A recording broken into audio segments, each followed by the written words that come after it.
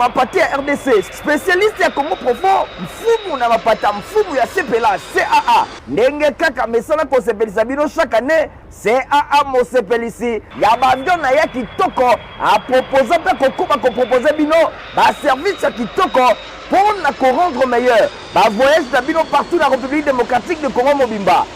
vol ya bompikiliki mpe ya mokwake ozo voyager na kokodikoko na assurance pour CAA assuraka toujours sécurité pe confort likolo nango bakisa ponctualité oyo esalaka bokeseni na ye lelo oyo 33 ans mokoka na service ya bakongole nyonso pe ya bana mboka mokili mobima endima ye 33 ans d'expérience eza ntiaka vd CAA mojalisi mfumu ya mapata kwanga ya ntolula botikela ngo bakongo kasi masolo ya vio na mapata ya RDC botikela ngo CAA seye yende mfumu. Jadi wanga benzi noso ya journal ya topo na pepe en foni ngala na biki bozala kebe so poste télévision na bino pona kolanda journal na bino topo na masolo na Sénat pona considérer bino que président du Sénat Jean-Michel Samalukonde a présidé qui séance plénière mercredi 3 décembre au tournant qui autour il y a des certes en électricité et il y a état il y a projet hydroélectrique voilà reportage de Christian Kingebe. Président du Sénat, Jean-Michel Samalukonde Kenge a présidé une séance plénière mercredi 3 décembre 2025 et ça qui tourne mingi autour de la politique il y a des certes na électricité pe et ba projet hydroélectrique Bosimba pe boye ba ke débat oyo ezala qui suscité na question orale ya sénateur Janvier Moucha Kasiwa a adressé qui na ministre ya ba ressources hydrauliques pe électricité. Sénateur Moucha a rappelé qui ba disposition ya article 138 ya constitution pe article 160 ya règlement intérieur ya Sénat a interrogé qui ministre na Italie existence ya budget ya investissement pour na ba renouvellement ba équipement ya société nationale d'électricité SNEL na Mukuse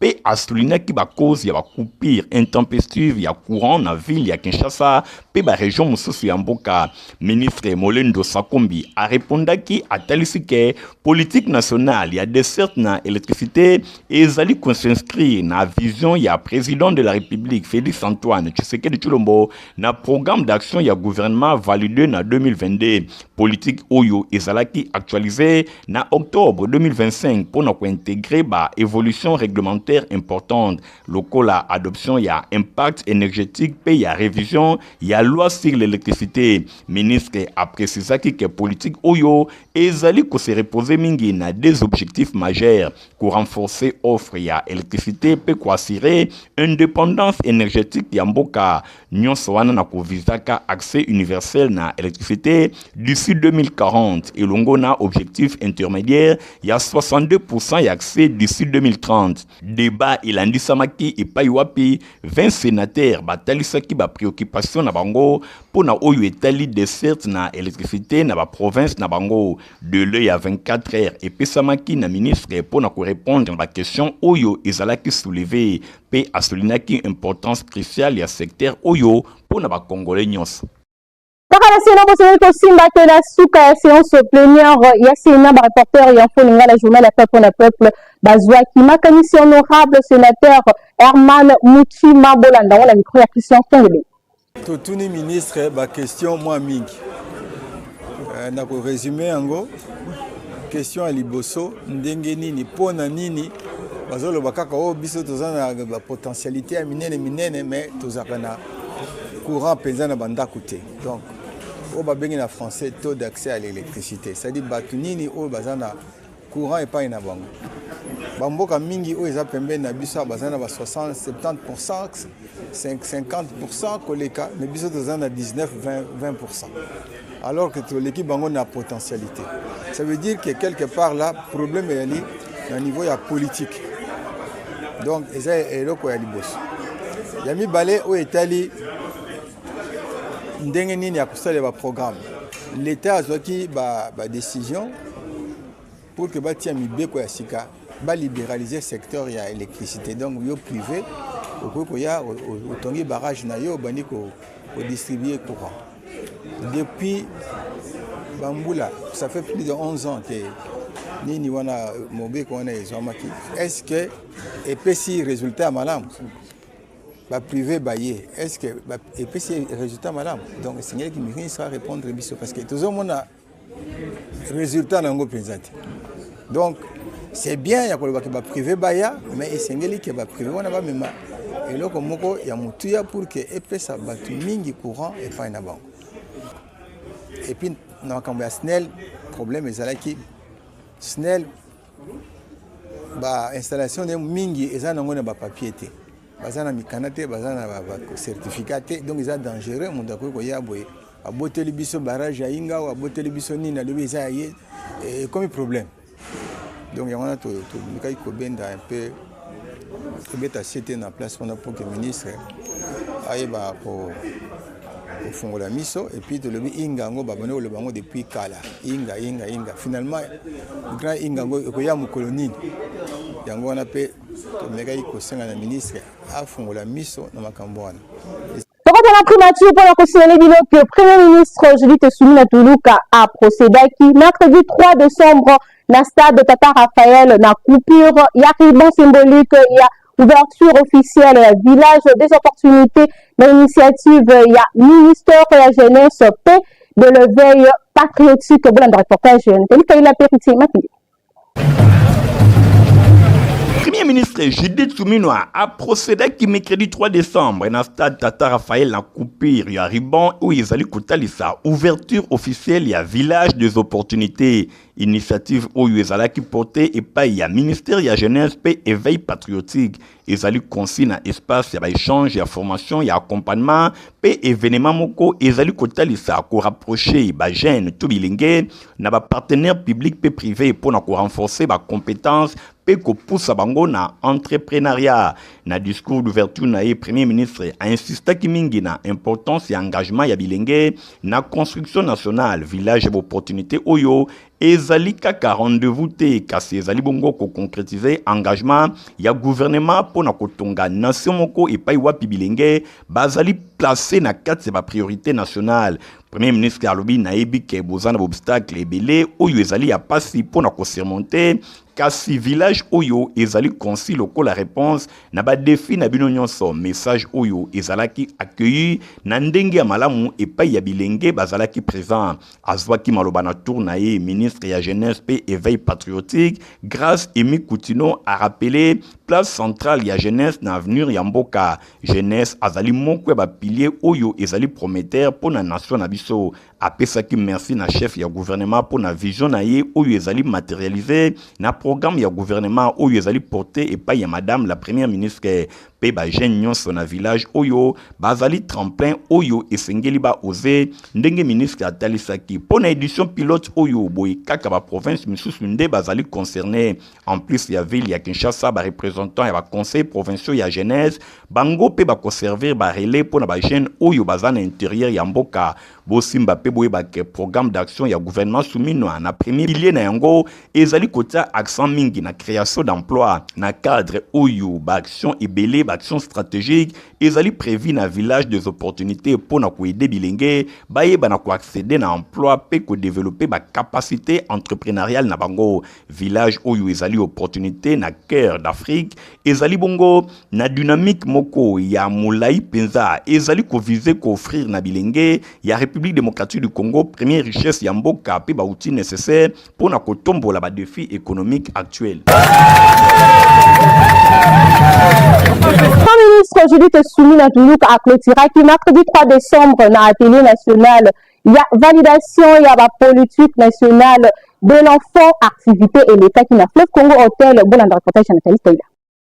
Premier ministre Judith Suminwa Tuluka a clôturé qui mercredi 3 décembre. Misala ya télé nationale, il y a validation, il y a politique nationale, il y a enfants. Izala qui n'atteint pour une RDC et pas wapi chaque enfant azali protégé peut valoriser. Activité et banda qui le 1er petit le 3 décembre 2025 na Fleuve Congo Hôtel. Na initiative directement, il y a cadre, il y a programme d'action, il y a gouvernement. Mingi na pilier 4 na yango oyo ezali ko garantir accès na ba services sociaux de base peut pilier de ko protéger territoire national peut ko sécuriser ba personne elongo na biloko na bango na maloba na ye premier ministre atalisa qui validation oyo lokola acte moko historique pe devoir ya l'état envers ba nouvelle génération en phase ya ba volonté ya PAG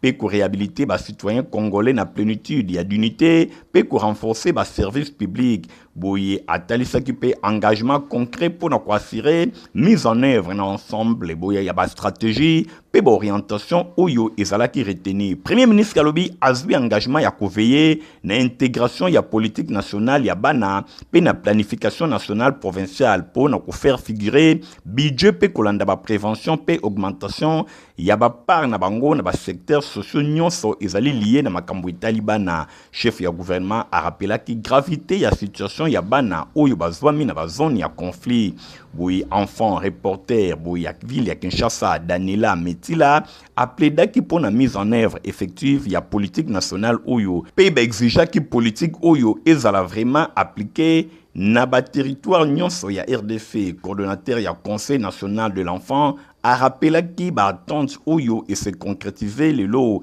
pe atali ce caractère historique ya événement ministre ya Jean famille et enfants Micheline Ombaye y a qualifié qui validation oyo lokola acte ya souveraineté pe a rappelé mise en œuvre opérationnelle ezali na lien na PAG UNICEF bango ba réitéré appui na bango opérationnalisation ya politique nationale de l'enfant pe batali soutien na bango oyo ezali ko rejoindre approche ya partenariat pe ko préconiser PAG na réalisation ya objectif nyonso ya développement événement historique oyo et connaîtra qui peut participation ya ba représentant ya cabinet ya président de la République Mingi Penza coordinatrice en charge de la jeunesse lutte contre la violence faite aux femmes pe traite la personne Chantal Moulop déterminé na komema regard moko particulier na situation ya bana pe ko assurer bango protection appropriée gouvernement soumis no bauti ko confirmer une fois de plus na nzela ya validation ya politique nationale oyo bien-être ya ba jeune oyo bazali ko occuper place centrale na action bazali convaincu que éducation pe participation ya ba jeune ezali bongo ba élément moko indispensable pour le développement ya RDC cœur de l'Afrique. Nabokambami ya Junior Romata, directeur général ya SENSAP, membre ya comité de sport ya CIPRES, Bossimbake délégation congolaise a participé à des travaux préparatoires qui sont organisés du 2 au 3 décembre na Bangui Kuna na République centrafricaine pour la réunion ministérielle de l'interprétation. Nathalie Kailape, Nadine Assona. Misala ya comité d'experts en marge ya 39e édition, ya session, ya conseil des ministres, ya tutelle, ya CIPRES, couplé na 2e édition, ya forum ya haut niveau na protection sociale en Afrique, na occasion wana Bosimba Peboe Baké 39e session ordinaire, ya conseil des ministres, ya conférence inter-africaine, mingi ya prévoyance sociale, CIPRES na mokuse caisse nationale de sécurité sociale des agents publics de l'État, na nzele ya directeur général na yango, Junior Matamela ba jouer rôle moko ya malonga na partition batalisi rôle ya acteur régional incontournable na matière ya prévoyance sociale na bokambemi ya Junior Matamelanga directeur général pe membre ya comité d'experts ya CIPRES délégation ya République démocratique du Congo ba participaki na ba travaux préparatoires oyo ezalaki organisé ko bandale de kino le 3 décembre 2025 na Bangui na République centrafricaine na prélude ya réunion ministérielle misala oyo ezalaki dirigé et pa ya monsieur Tchèque Tidiane Tunkara président ya commission ya surveillance ya prévoyance social puis président, il y a comité d'experts, na présence, il y a secrétaire exécutif, il y a CIPRES, Madame Cécile Gernik, Djoukam, Bouba, et permettant que mingi quoi approfondir au yuezali ba question ya makasi lokola rapport d'activité 2024 ya CIPRES évaluation ya programme d'activité 2025 ya conférence ya examen ya plan d'action ya budget 2026 paye examen ya quelques documents ya gouvernance ya organisme ya prévoyance misala oyo eko se clôturer na tenue ya deuxième édition ya forum ya haut niveau na protection sociale oyo eko salema na même ville vendredi 5 décembre 2025 participation remarquée ya Sensap boye ezalaki une impulsion ya autorité ya tutelle vice premier ministre et ministre ya fonction publique modernisation administration pe innovation ya service public son excellence Jean-Pierre Liaou Eboa représenté na session oyo na délégué naye na coordination ya premier ministre madame Judith Suminwa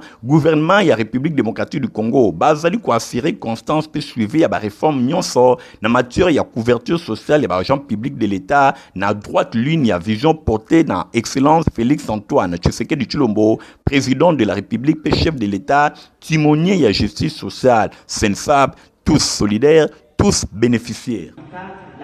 Dans le cadre de test national, il y a destination, il y a examinateur, il y a supervision, il y a épreuve, suivi administratif, il y a candidat de fondation na impulsion, il y a ministre ici, basa pour informer le public, na processus, il y a lancement officiel national de sélection pour l'édition 2025, na bourse excellente na RDC, au Ekosalema, samedi 6 décembre, na basit oyo bola dans le reportage de Nathalie Kaila. Na cadre ya test national, il y a désignation, il y a examinateur, il y a supervision, il y a épreuve, suivi administratif, il y a candidat, fondation l'ONA, na impulsion, il y a ministère et enseignement supérieur, universitaire, recherche scientifique, innovation, na application, il y a décret numéro 25/035, il y a le 12 novembre 2025, où ils allaient comporter sur institution, modalité, octroi, gestion de la bourse nationale, dénommé Programme Excellence à RDC. Suite à la publication, il y a arrêté ministériel numéro 145, il y a le 1er décembre 2025. Ministère a confié officiellement la Fondation Lona gestion technique, il y a processus, il y a sélection. Test, il y a sélection nationale au Ekozala Bongo, samedi le 6 décembre 2025. Horaire exact et copé samabongo topé que ça la communiqué via banzela ya bakano officiel ya programme excellence ya RDC ba épreuve et que ça les mana 6 centres agréés Wapie Pai Lokola na Kinshasa et Kozala Bongo na Institut National des Arts inana Mokuse Lubumbashi Université de Lubumbashi inilu na Mokuse na Matadi kuna na INPP Institut National de Préparation Professionnelle na Kananga et Kosale Mabongo na Université Pédagogique de Kananga kuna na Kisangani na Hop School International na Kolwezi na université à Kolwezi bo simba ke ba prof o ekozali évoluer na ba compétences fondamentales ya ba candidat na 4 matières chaque matière ekozala compter na 25% na note finale na yango français anglais culture générale pe mathématiques na niveau ya 4 littéraire ba o ba ko participer et sengeli na bango bazala ba candidat ya nationalité congolaise. Par candidate Oyo Bazwaki au moins 80% d'examen d'état session 2024 candidat Nyos et Sengeli a présenté Kaka pièce naie identité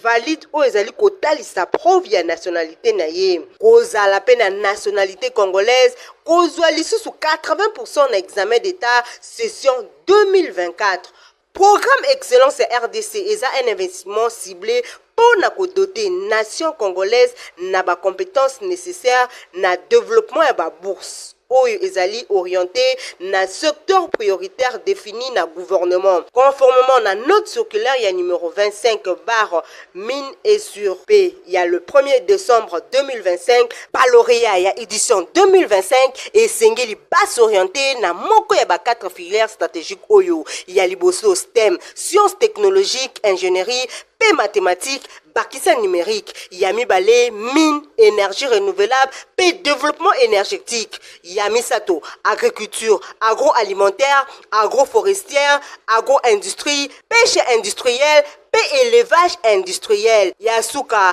ingénierie en infrastructure aéroportuaire, routière, ferroviaire, portuaire, transport bo simba ke fondation Lona a sonoré yako assuré mission oyo ba confié na ministère ya enseignement supérieur et technique et recherche pour na ko garantir processus technique ezala bongo rigoureux transparent équitable fidèle pe lisusu na esprit ya décret numéro 25/035. Ah voilà, c'est ça que je me disais, je les appelle juste pour les encourager et lui dire que je l'attends impatiemment dans la famille Excellencia. O Honorable Mautweni Eli ya Selemba akitaki bongo na quartier Pulumbambu pour la côté kimia entre agents de l'ordre et population pour la reportage chez Dorsimpe Christian Kengebe.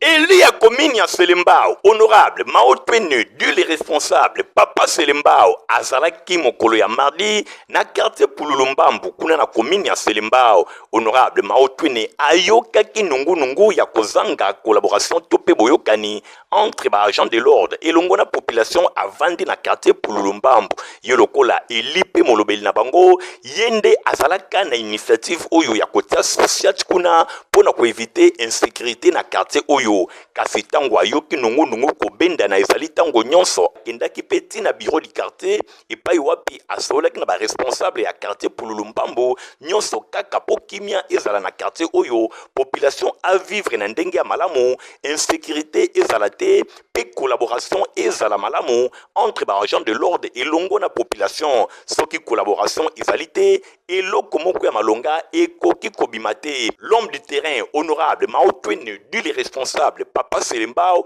na sima ya kosola na ba parti nyonso apesaki ba précision na micro ya Info Lingala journal ya peuple. La police ndem dazana wakuki a ko sécuriser biso mais kuluna a ko sécuriser biso te il faut toza obligé de coopérer na bango na ko yebisa bango ke eza malamu te population obine boza habilité ya ko kengedela ya ko protéger bakoma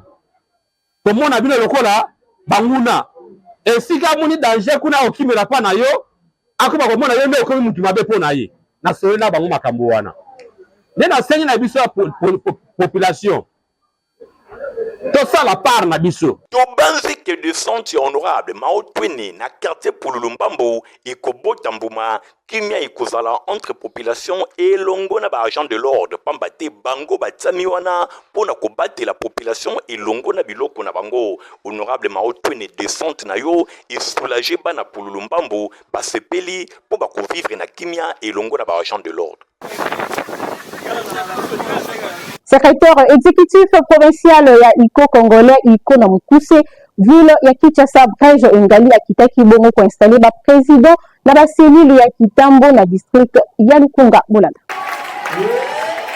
Secrétaire exécutif provincial, il y a parti politique Babengi Union Congolaise, Ikona Mukuse, il y a autorité morale, professeur Daniel Mukoko Samba, camarade Brege Engali Obama, Oyo Azali secrétaire exécutif provincial, a procédé à l'installation, il y a cadre, Oyo Bako Kamba, 4 communes, il y a ville, il y a Kinshasa, Ezali Bongo Lingwala, Kitambo, Kinshasa, Pebarumbu, cérémonie et salemaki na espace, Ofebek, Kuna na commune, il y a Kintambo, et Paiwapi, population ba yaki ebele mon côté à Bosani ke les lions ya ville ya Kinshasa Brege Engali Obama bisika nyonso ye anyataka izalaka bongo kaka ba ituluku ya bato parmi ba nouveaux dirigeants oyo bako diriger ezali bongo bato ya makasi pe ya mayele oyo Brege Engali aponi. Secrétaire exécutif provincial adjoint ya parti pour la ville ya Kinshasa Jean Makasi azwaki maloba pona kolobela idéologie ya parti ba slogan ya parti pe atelisaki bango biloko nyonso oyo parti ezali kosala bongo na sima ezalaki le lion ya ville ya Kinshasa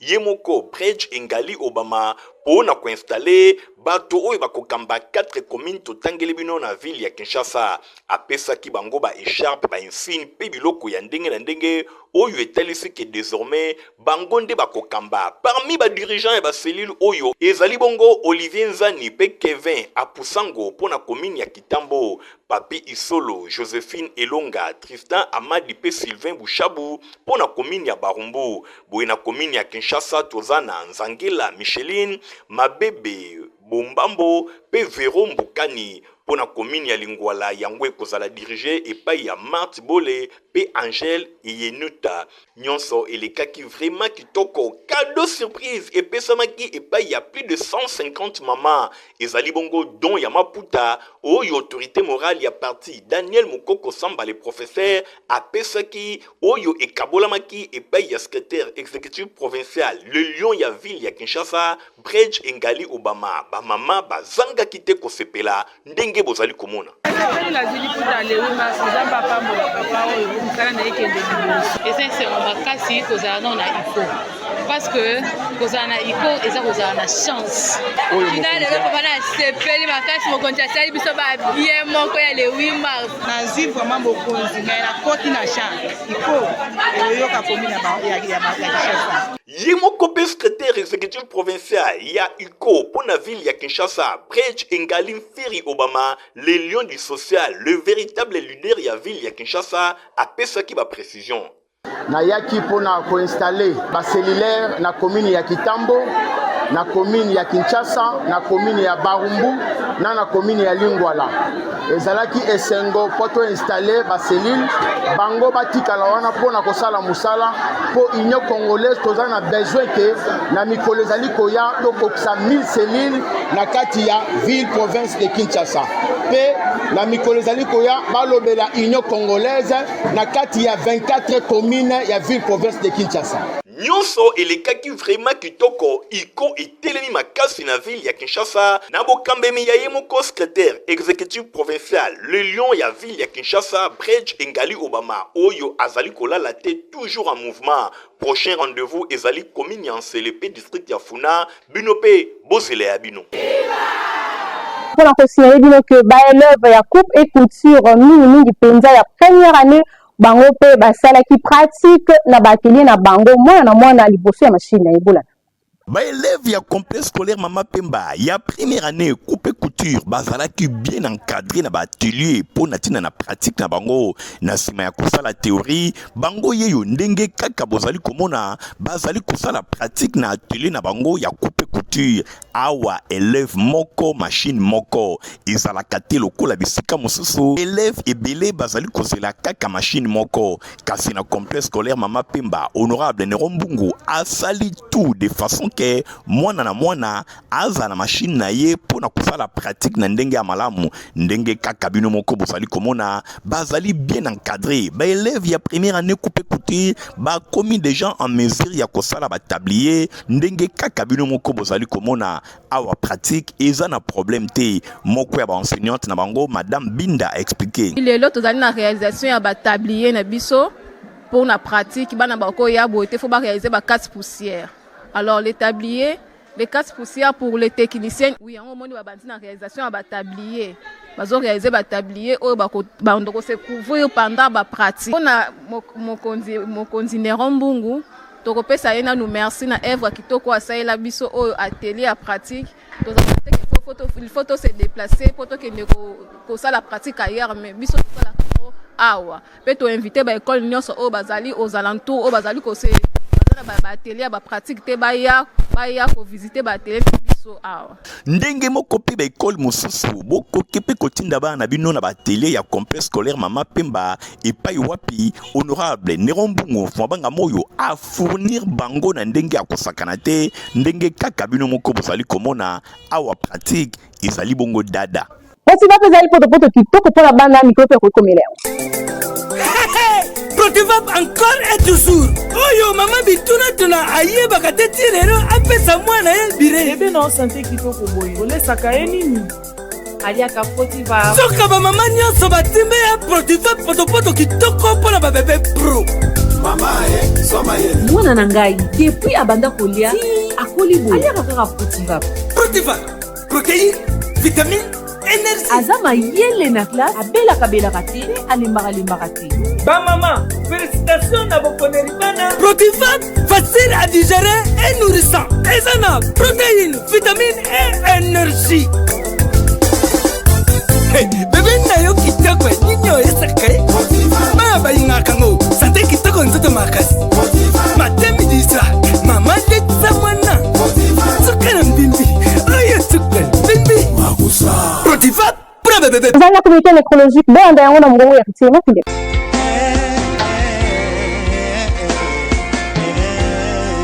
Fami Muyuwala, Nadine Asona Muyuwala, journaliste na magazine Info Lingala, journal ya Peple pona Peple, bazana mawa ya kwebisa na bandeko baninga pe bayeba na bango nyonso, liwa ya papa pendeko na bango Philippe Muyuwala, ye akufaki depuis mokolo ya mardi 18 novembre 2025, na sima ya bokono ya mokusi. boye programme ya matanga ezali boye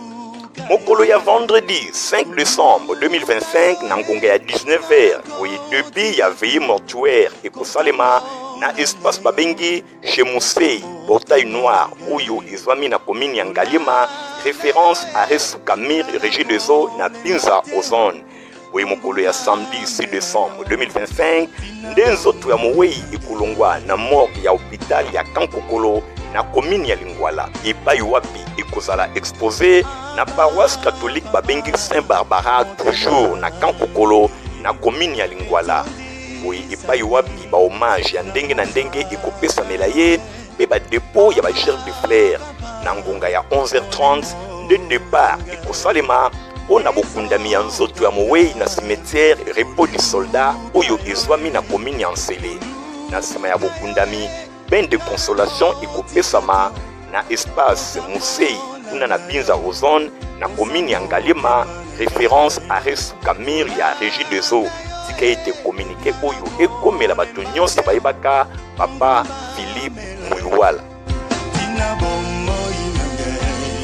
Voilà peuple commune à Souka surtout pour ces qui dans journal ya lelo kopesa bongo merci na Christian TV Benyo Azalaki na sima ya caméra pe montage je appelle pour la peuple zaka supervisé par Moko héritier Mapindeni na édition voilà qui bon on a mis tu vas participer grâce au bas madame au revoir. Leader na mapati ya RDC, spécialiste ya Congo profond, mfumu na mapata mfumu ya CPLA, CAA. Ndenge kaka mesana kosepelisa bino chaque année, CAA mosepelisi. Ya bavion na ya kitoko, a proposer pe kokuma ko proposer bino, ba service ya kitoko pour na ko rendre meilleur. Ba voyage na bino partout na République démocratique de Congo mobimba. Ba vol ya bon pikili ki pe mo kwake, ozo voyager na koko na assurance. Pour CAA assuraka toujours sécurité, pe confort, li kolon nango bakisa ponctualité, oyo esalaka bokeseni na ye. Lelo yo 33 ans mokoka na service ya bakongolais nyonso, pe ya bana mboka mokili mobima endima ye. 33 ans d'expérience ezan tsaka vedi. Ah, CAA mojalisi, mfumu ya mapata, kwanga ya ntolu la botikela ngo bakongo, kasi masolo ya vio na mapata ya RDC. Botike lango CAA, seye, yende, mfumu.